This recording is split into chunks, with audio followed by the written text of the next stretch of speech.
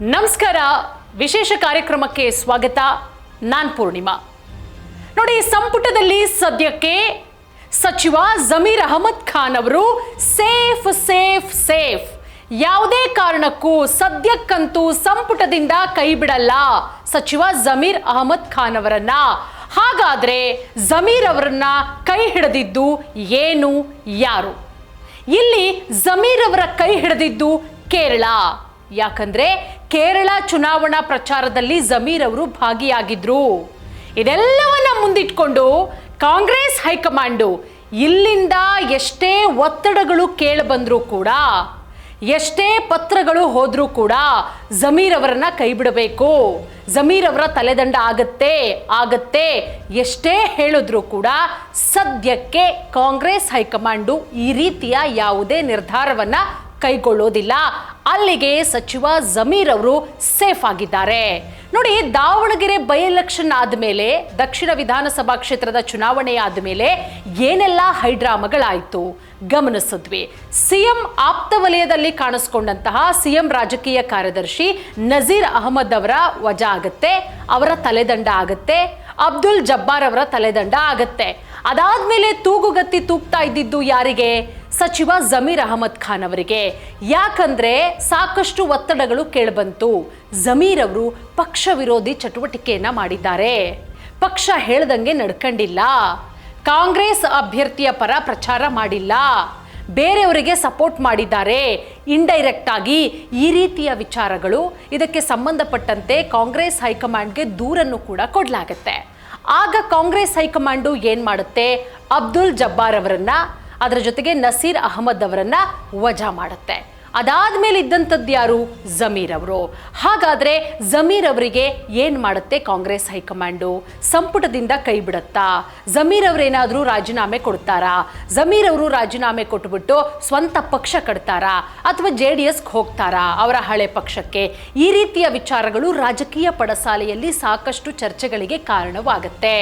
ಅದಾದ್ಮೇಲೆ ಜಮೀರ್ ಅವರು ಪಕ್ಷದಿಂದ ವಜಾಗೊಂಡಂತಹ ನಸೀರ್ ಅಹಮದ್ ಮನೆಗೆ ಹೋಗ್ತಾರೆ. ಅಲ್ಲೊಂದಷ್ಟು ಹೊತ್ತು ಮಾತುಕತೆ ಮಾಡ್ತಾರೆ. ಅದಾದ್ಮೇಲೆ ಏನೆಲ್ಲ ಬೆಳವಣಿಗೆಗಳಾಯಿತು ಅಂತ ಗೊತ್ತಾಯಿತು. ಜಮೀರ್ ಅವರೇ ಓಪನ್ ಆಗಿ ಹೇಳ್ತಾರೆ, ನಾನು ಯಾವುದೇ ಕಾರಣಕ್ಕೂ ಕೂಡ ಪಕ್ಷ ವಿರೋಧಿ ಚಟುವಟಿಕೆಯನ್ನ ಮಾಡಿಲ್ಲ, ಪಕ್ಷ ಏನು ಹೇಳುತ್ತೋ ಅದೇ ಕೆಲಸವನ್ನ ನಾನು ಮಾಡಿರೋದು, ಇವತ್ತಿಗೂ ಕೂಡ ಅದನ್ನೇ ನಾನು ಮಾಡ್ತಾ ಇರೋದು, ಪಕ್ಷ ನನಗೆ ಏನು ಕೆಲಸ ವಹಿಸಿತ್ತೋ ಅದನ್ನೇ ನಾನು ಮಾಡಿದ್ದೀನಿ ಅಂತ ಹೇಳಿ. ನೋಡಿ, ಆರಂಭದಲ್ಲಿ ದಾವಣಗೆರೆ ದಕ್ಷಿಣ ವಿಧಾನಸಭಾ ಕ್ಷೇತ್ರದ ಚುನಾವಣೆಯ ಪ್ರಚಾರ ಕಾರ್ಯದಲ್ಲಿ ಸಚಿವ ಜಮೀರ್ ಅವರು ಎಲ್ಲೂ ಕೂಡ ಭಾಗಿಯಾಗಲಿಲ್ಲ. ಆಗ ಜಮೀರ್ ಅವರು ಎಲ್ಲಿದ್ರು? ಕೇರಳದಲ್ಲೂ ಕೂಡ ಚುನಾವಣಾ ಪ್ರಚಾರ ನಡೀತಾ ಇತ್ತು. ಕರ್ನಾಟಕದಿಂದ ಕೇರಳಕ್ಕೆ ಒಂದಷ್ಟು ಸಚಿವರುಗಳನ್ನು ಕಳುಹಿಸಿಕೊಡಲಾಗಿತ್ತು, ಶಾಸಕರುಗಳನ್ನು ಕಳುಹಿಸಿಕೊಡಲಾಗಿತ್ತು. ಅಲ್ಲಿಗೆ ಜಮೀರ್ ಅವರನ್ನು ಕೂಡ ಕಳುಹಿಸಿಕೊಡಲಾಗತ್ತೆ.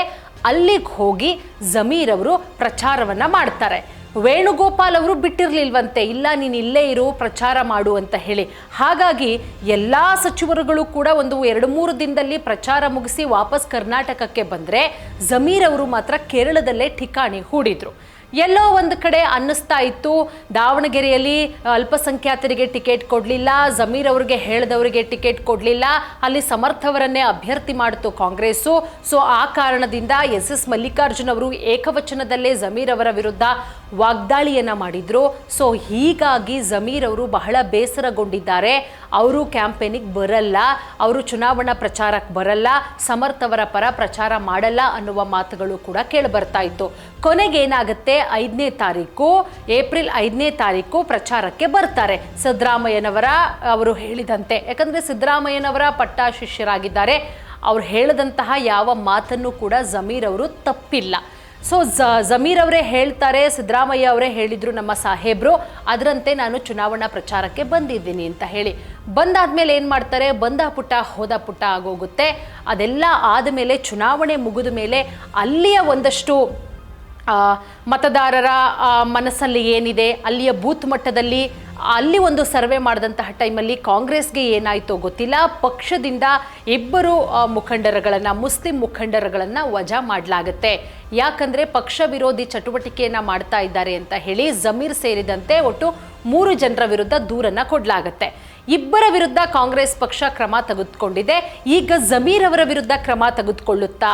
ಇಲ್ಲಿಯವರೆಗೂ ಕೂಡ ಕಳೆದ 4-5 ದಿನಗಳಿಂದ ಇದೇ ಇರುವಂತಹ ಯಕ್ಷ ಪ್ರಶ್ನೆ. ಹಾಗಾದ್ರೆ ಜಮೀರ್ ಅವರ ವಿರುದ್ಧ ಏನ್ ಕ್ರಮ ತೆಗೆದುಕೊಳ್ಳುತ್ತೆ ನೋಡಿ.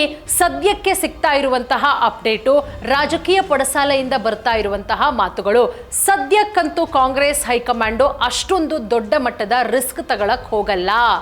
ಯಾಕಂದ್ರೆ ಈಗಾಗಲೇ ದಾವಣಗೆರೆ ಬೈ ಎಲೆಕ್ಷನ್ ಅಲ್ಲಿ ಮುಸ್ಲಿಮರ ಓಟ್ಗಳು ಡಿವೈಡ್ ಆಗಿದೆ. ಮುಸ್ಲಿಮರು ಬಹಳ ಕೋಪಗೊಂಡಿದ್ದಾರೆ. ಕಾಂಗ್ರೆಸ್ ಪಕ್ಷಕ್ಕೆ ಎಷ್ಟು ನಿಷ್ಠರಾಗಿದ್ದಾರೋ ಈಗ ಅಷ್ಟೇ ವಿರೋಧಿಗಳಾಗಿದ್ದಾರೆ. ಸೊ ಇದರಿಂದ ಆದಷ್ಟು ಬೇಗ ತಪ್ಪಿಸ್ಕೊಳ್ಳೋದನ್ನ ನೋಡಬೇಕು. ಈ ವಿಚಾರವನ್ನ ದೊಡ್ಡದು ಮಾಡೋದಕ್ಕೆ ಕಾಂಗ್ರೆಸ್ಗೆ ಆಗಲ್ಲ. ಸೊ ಆ ಕಾರಣದಿಂದ ಸದ್ಯಕ್ಕೆ ಜಮೀರ್ ಅವರ ವಿರುದ್ಧ ಯಾವುದೇ ರೀತಿಯ ಕ್ರಮವನ್ನ ತೆಗೆದುಕೊಳ್ಳಲ್ಲ. ಯಾಕಂದ್ರೆ ಕಾಂಗ್ರೆಸ್ ಹೈಕಮಾಂಡ್ ಕೂಡ ಹೇಳಿದೆ, ಜಮೀರ್ ಅವರು ಪಕ್ಷ ವಿರೋಧಿ ಚಟುವಟಿಕೆ ಮಾಡಿಲ್ಲ. ಕೇರಳದಲ್ಲಿ ಅವರು ನೀಟಾಗಿ ನಾವು ಕೊಟ್ಟಂತಹ ಕೆಲಸವನ್ನ ಮುಗಿಸ್ಕೊಂಡು ಬಂದಿದ್ದಾರೆ, ಪ್ರಚಾರ ಮಾಡಿದ್ದಾರೆ ಅಂತ ಹೇಳಿ. ಅಲ್ಲಿಗೆ ಸಚಿವ ಜಮೀರ್ ಅವರು 100ಕ್ಕೆ 100% ಸೇಫ್ ಆಗಿದ್ದಾರೆ. ಯಾವುದೇ ರೀತಿ ತೊಂದರೆ ಇಲ್ಲ. ಜಮೀರ್ ಅವ್ರನ್ನ ಕಾಪಾಡಿರೋದು ಕೇರಳ ಅಂತಾನೆ ಹೇಳಬಹುದು. ಸೊ ಒಟ್ಟಾರೆ ನೋಡೋಣ, ರಾಜಕೀಯದಲ್ಲಿ ಹಿಂಗೆ ಅಂತ ಊಹಿಸೋದಕ್ಕೆ ಸಾಧ್ಯ ಇಲ್ಲ. ಸದ್ಯಕ್ಕೆ ಸಿಗ್ತಾ ಇರುವಂತ ಮಾಹಿತಿ, ಜಮೀರ್ ಅವರು ಸೇಫ್ ಆಗಿದ್ದಾರೆ. ಅವರ ವಿರುದ್ಧ ಯಾವುದೇ ರೀತಿಯ ಕ್ರಮ ತೆಗೆದುಕೊಳ್ಳಲ್ಲ. ಒಂದು ವಾರ್ನಿಂಗ್ ಕೊಟ್ಬಿಟ್ಟು ಬಿಡಬಹುದು ಅಂತ ಹೇಳಿ. ಬಟ್ ಏನಾಗುತ್ತೆ ಅನ್ನೋದನ್ನ ಮುಂದಿನ ದಿನಗಳಲ್ಲಿ ಕಾದು ನೋಡಬೇಕಾಗತ್ತೆ.